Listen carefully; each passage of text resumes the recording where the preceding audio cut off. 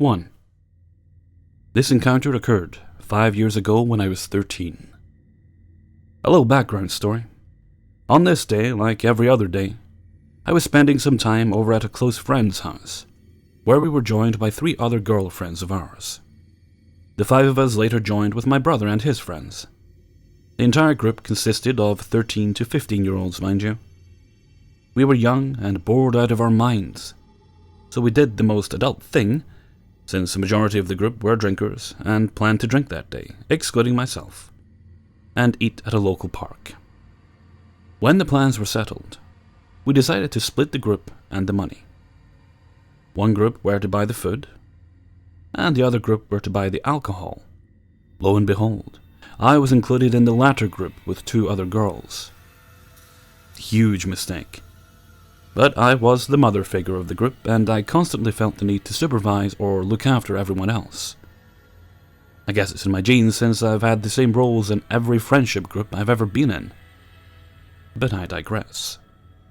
We went on our merry way, looking for any adult that would be willing to buy some teens alcohol, which, in hindsight, wasn't and probably still isn't a rare occurrence, since the girl I was with were confident about finding someone. Anyone. We took a little while before our hopes of finding someone grew dim and dimmer, but we ended up in front of a KFC when we decided to give up and just buy more food for the group. This is actually when the creepy encounter began. I enjoy smiling at everyone, which is important in this, always have and always will. But with caution now. Now, there's a footpath leading from the sidewalk towards the KFC.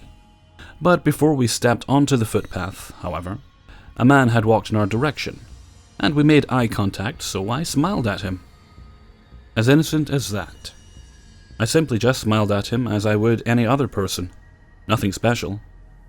But I guess he was just in the mood to blackmail little girls that day. Who knows?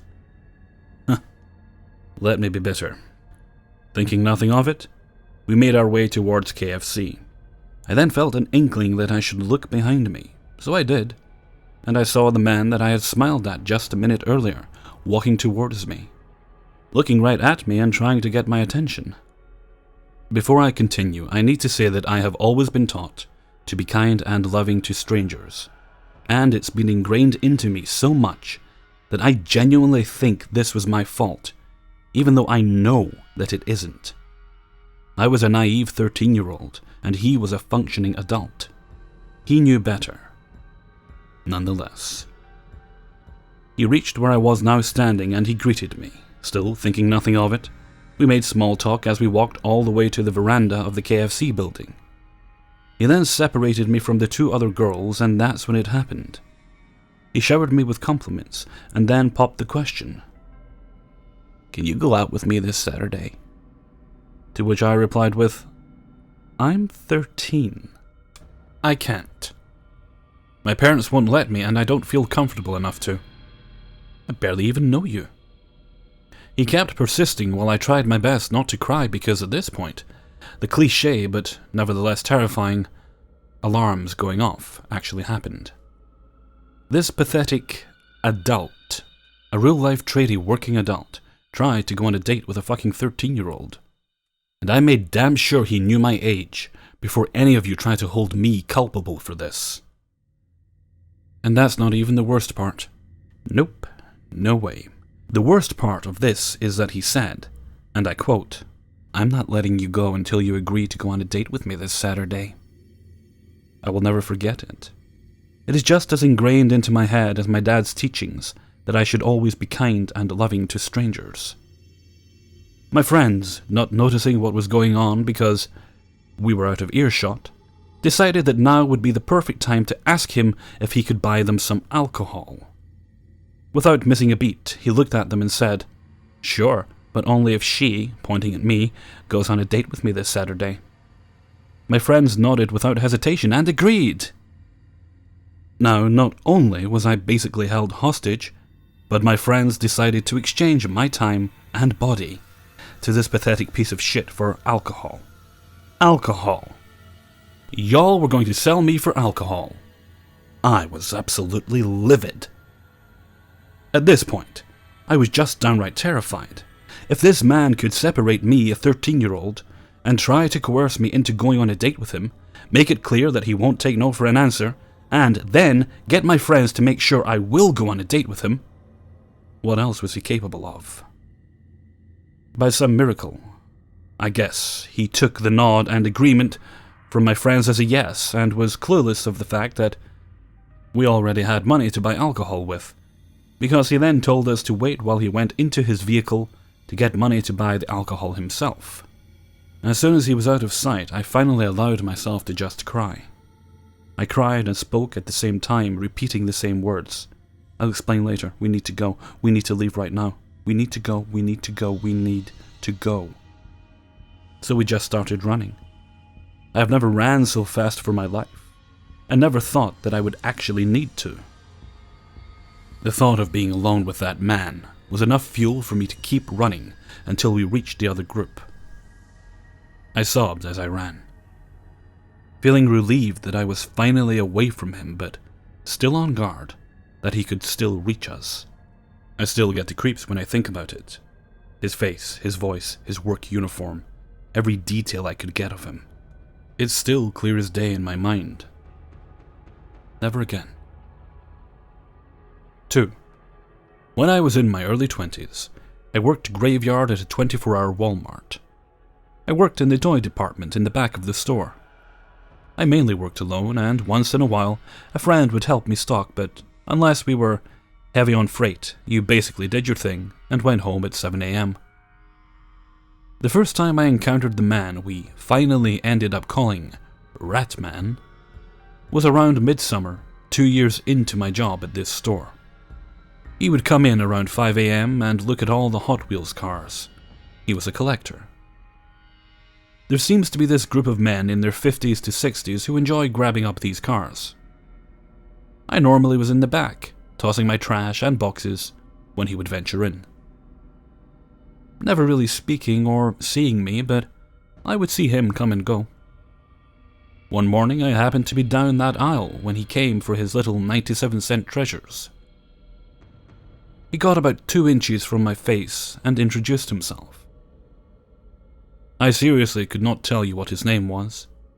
He was about 5 foot tall, overweight, and in his, I would guess, late 50s. As later conversations confirmed, he had a daughter in her 20s. His breath was something that can only be described as rancid, rotting garbage mixed with onions. He literally had the worst breath and would get really close to your face. Our first encounter was just your average creeper feeling you get from someone. Maybe that dude at the bar you don't want hitting on you kind of feeling. I honestly thought nothing of it until he started showing up earlier to try and catch me on the sales floor. He would come up behind me and startle me, try to put his hand on my shoulder, or grab a box I was stocking and offer to hold it in front of his crotch while I got the items out. I was very young and stupid back then. I did not know how to handle creeper men, and honestly had only been hit on by a few guys before this that were creepy, to which I would never see them again, concert meeting or somewhere in public in passing. I just figured he was a creeper until one morning he came up to me and asked me out. Oh boy, here it goes. I have to try and blow this guy off and hope he goes away. He came up to me and said, I noticed you like to eat at Chinese buffets. As you were there yesterday with your friend. I want to take you there. You seem to like fresh fruit and stir-fried noodles. What the fuck? I never seen this guy at that place. However, my friend and I were there for lunch that day before he came in. Was he watching and I didn't see him? He must have been and watched what I ate. The place was pretty empty that day as well. My friend and I always went after the lunch groups as she had anxiety and didn't like to eat in really busy places. I just froze and told him no thanks, I'm very busy. I was worried for a bit, but he ended up just leaving me alone that morning. The next day I did not see him in the store. and then I was off for 2 days. That Friday, when I returned to work, sure enough, he was there at 5 a.m., looking through the Hot Wheels. I was running behind and still had boxes to stock. He kept staring at me, so I ended up calling my friend on the intercom phone to her department and asked for her help. She knew what was going on with this guy, so she came over and stalked down the aisle he was in. My friend gives off this "I'm nuts, don't fuck with me" vibe. And looking back, she was a little off her nut. She would have probably sliced his guts open with a piece of cardboard. I continued working and thought he had left, so I pushed my cart back to the stockroom, and just as I was about to turn the corner, he came from around the door and grabbed my arm. I twisted back and told him not to touch me. He scared me. He said he was sorry and was looking for me. He wanted to know if I'm always off on Wednesday and Thursday, as he came in and I wasn't there. I lied and told him my days off change often. He then says to me that he didn't think that was right because every Thursday afternoon I go to the H-E-B grocery store with an older woman in a green car. This guy was stalking me. I did go to the store with my mom on Thursday afternoons. I broke away from this guy and the conversation. The next day he came in again, walked right up to me and asked me out to lunch. I told him no, was too busy, not wanting to date, and walked off. There had been a few small conversations early on with him and my friend about how he liked young girls to dance close to him, etc. In general, he was creepy and we thought pervert. My friend gave him the nickname Ratman. One morning after work, around 10 a.m., I was getting ready for bed when my phone rang. This was long before everyone had a cell phone. I was about to cover up and drift off. I ended up getting out of bed and answering the phone. The voice on the other end of the line shook me to my core. It was Ratman. "Hello, Sally. I hope I didn't wake you. I want to know if you will go to the movies with me tonight." I yelled at him, "How the hell did you get my number?" He ends up telling me that my friend gave it to him and that she said I secretly was interested in him and too shy to tell him. I know my friend wouldn't do this. I hung up on him, and the next night asked my friend. She was upset and said no, she would never do that. At the time, my boss was sitting with us at the lunch table. He overheard our conversation and asked what was going on. Come to find out, my boss got a phone call in the store at 9 a.m. yesterday, asking for verification for employment, and asked if they had my current number on file. This was long before any security measures were put in place, to where you can't just call and ask if so-and-so works there. So my boss thought I had applied for a new job, and gave this idiot my number. This rat man continued to call and harass me. The next week, on my 2 days off, he called at least 30 times, and left messages for me on my answering machine. Even crying and screaming, asking why I didn't love him, and then calling back and leaving a message about our trip we were going to take together to Mexico, and how he couldn't wait to see me in my new swimsuit he bought me. This guy was mental. There were a few times after that where I would be out at the store, and once in the mall, and would look over to see him across the food court, or in the same store I was shopping in, watching. I ended up calling the police, which did no good, and changed my number. He finally stopped coming in the store.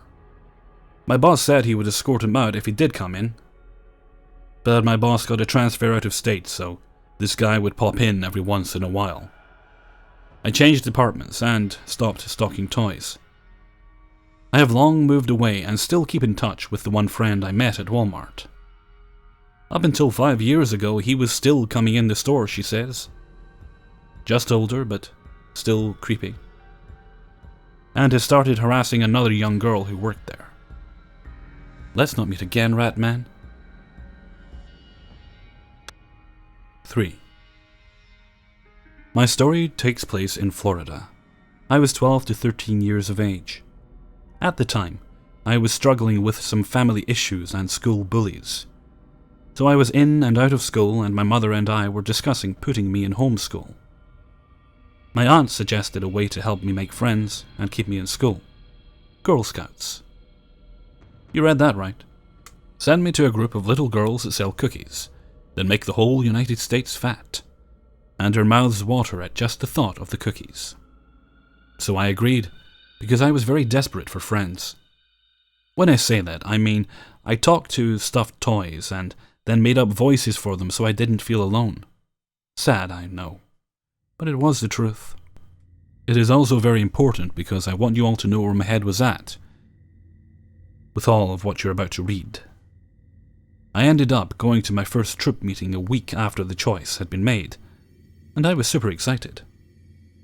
Sadly, it wasn't what I thought it would be. The girls there, although nice, were a bit hard for me to get close to. It was a small troop of about 5 to 8 girls, and they certainly ran in different social circles than me. Their parents were also way more gung-ho about this whole scout thing than my mother expected. They wanted this to be a stepping stone to their daughters' huge careers in college classes, etc. Anyway, after being part of the troop for 2 to 4 months, it didn't go well. The girls shunned me, and I grew even more lonely. I even decided to approach a girl, asking her why she didn't like me. She had no problem telling me. So my mom withdrew me.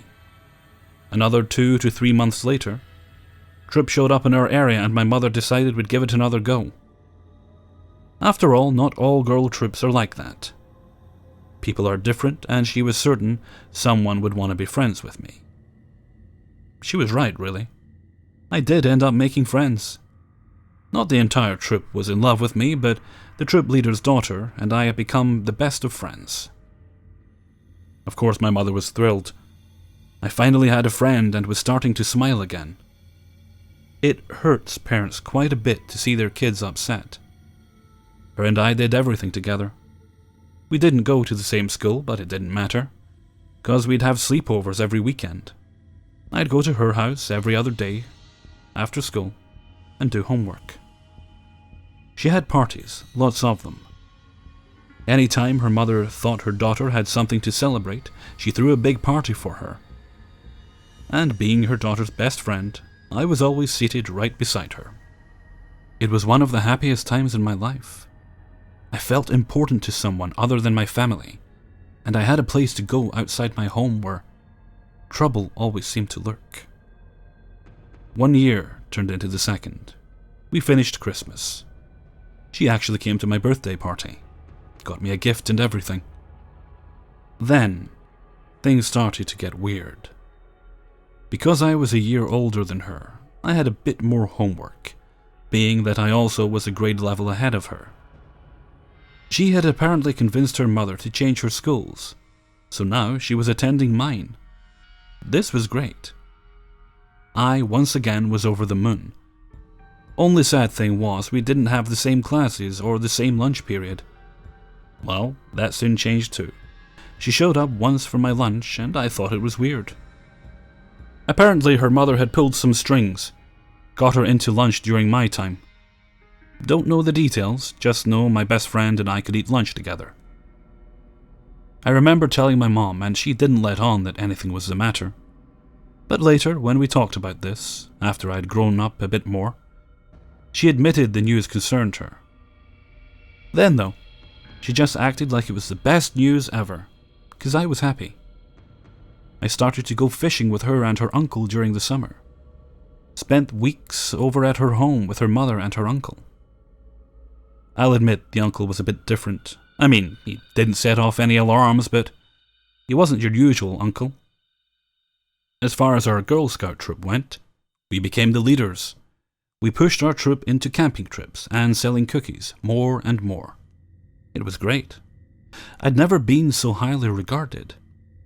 The girls in the troop even began treating me like one of them. I was happy. I fit in. That ended up changing. Quite a lot, actually. Towards the end of summer, I discovered her uncle wasn't really her uncle. More of a guy trying hard to make her happy so he could bang her mom. He eventually stopped coming around, and her mother, I noticed, drank a lot. More than I'd seen any adult drink at the time. The end of summer meant our last trip was coming up. The last camping trip we would get before classes started up again. I was excited to go. My mom and I bought everything we thought I'd need, and my best friend and I jumped right into the van. I waved goodbye to my mom, and away my trip went. Now, it's important to admit here that I had a love of horror stories. I loved spooky stuff and the occult. So the idea of a camping trip meant campfires and scary night stories. I was excited. Once we got to the campgrounds, I realized it wasn't going to be like camping with my family. It was a huge gathering of other groups all together. Older scouts, younger scouts, and us. Of course, the older scouts told us that there were some creepy gnome or troll-like creatures near the lake, but none of us believed them. It was a fun weekend, just not the same kind of fun I expected. I never got to tell my stories, and it was more about building teamwork and Girl Scout stuff than I thought it would be. I know. What did I expect, right? You live, you learn. Anyway, the last night, I decided I would tell a ghost story. I insisted on it. So after the troop leaders went to bed, my friend and I gathered all of our troop into one tent, as we'd been separated into two, and the stories began. We each told a scary story or a funny, embarrassing one. And then, I was the last to tell a tale. I told my story, scared the other girls, and we hurried back to our respective tents before daybreak. Then we all packed up and got into our rides home. Everything was fine, till the next meetup for my troop a week later. My mother and I show up, and there are the adults looking very angry. Mothers, fathers, none looked happy. My friend's mother stepped up to my mom and pulled us aside.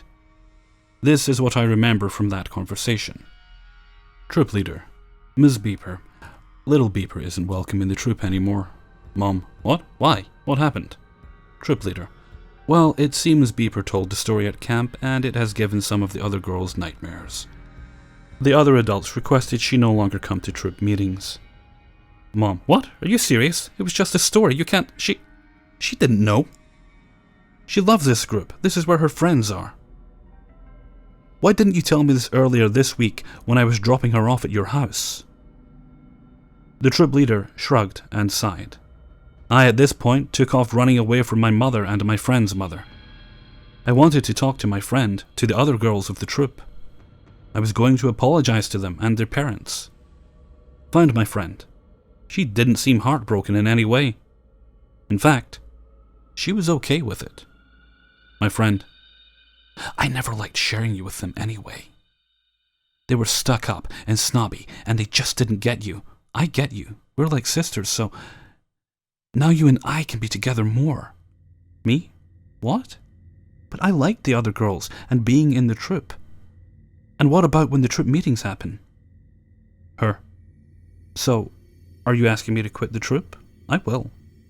I will make my mom quit too. No more troop. Me. No, that isn't her.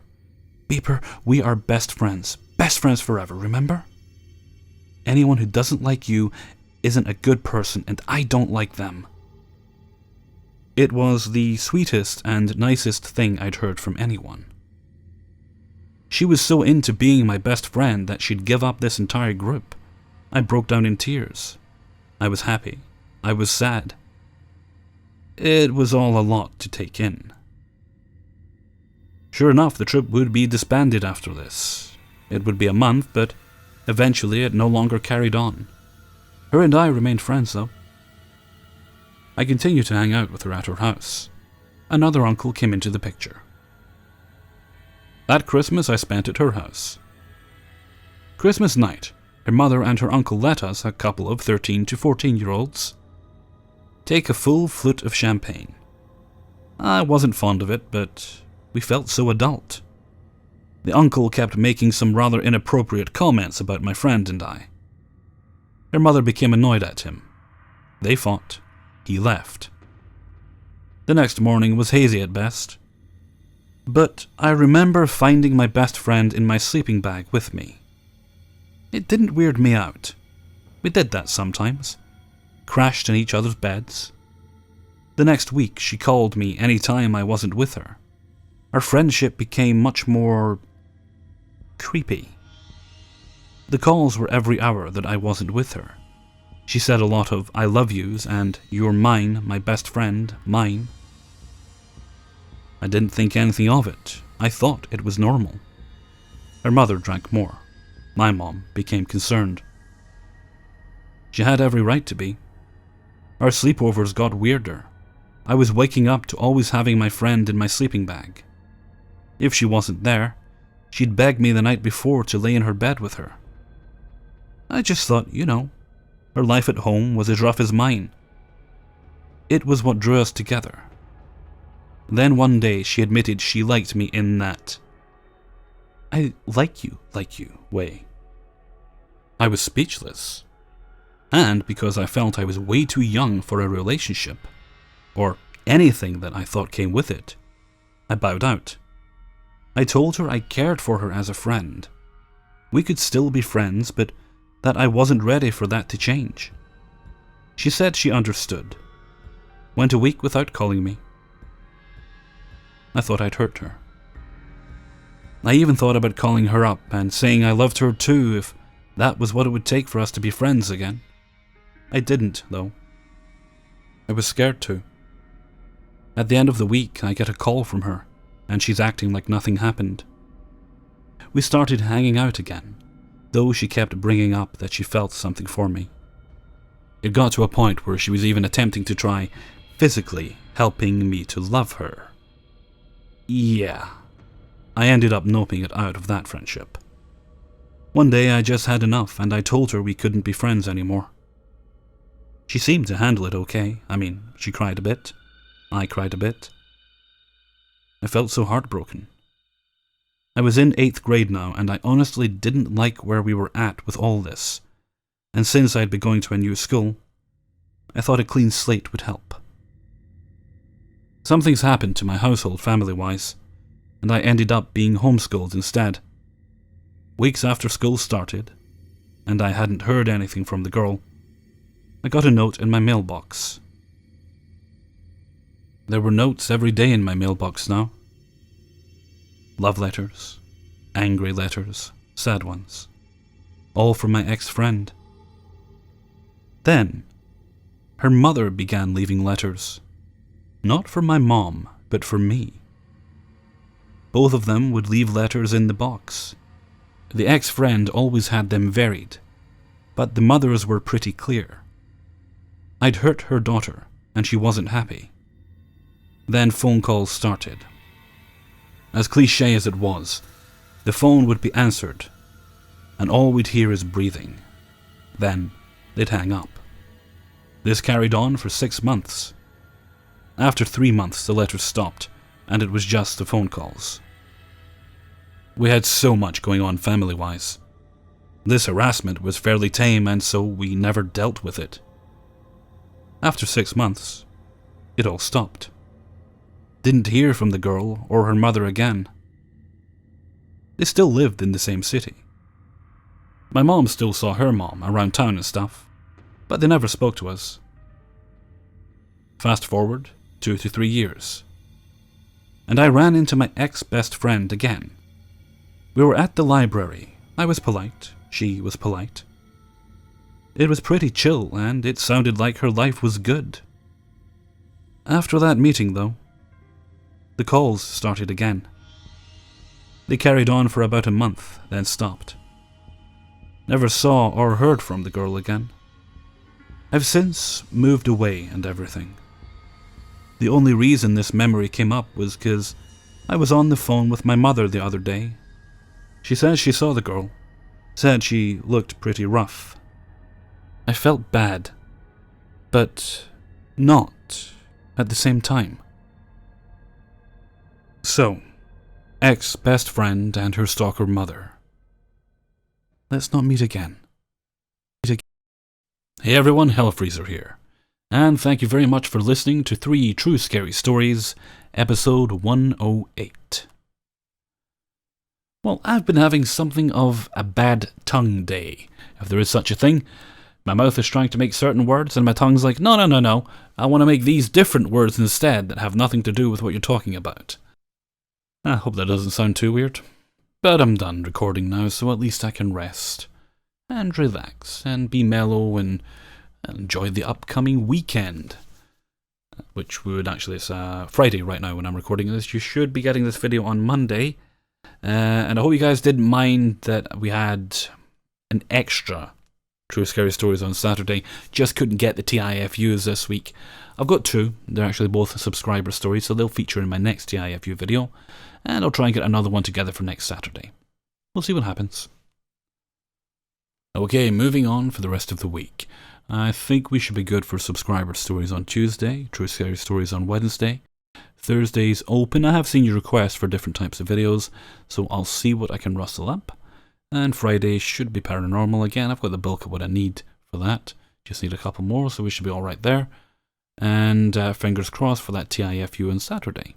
And that should round the week out quite nicely. Okay, and with that said, I'm going to head offward? That's not a word. Well, whatever I'm doing, I'm going to go. So until next time, thank you very much for listening, and take very good care of yourselves.